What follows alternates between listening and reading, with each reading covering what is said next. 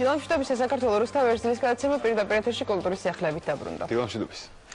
ფოტოგრაფმა შოტიკო ბოჭორიშვილმა საკუთარი დაბადების დღე მეგობრებთან ერთად კლუბ მისონიში აღნიშნა.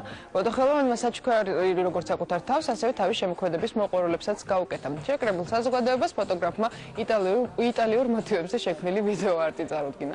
პროექტში სახელწოდებით Man and Woman ის ადამიანები იღებენ მონაწილეობას, რომლებიც ავტორის აზრით მეტნაკლებად გვანან იტალიელებს.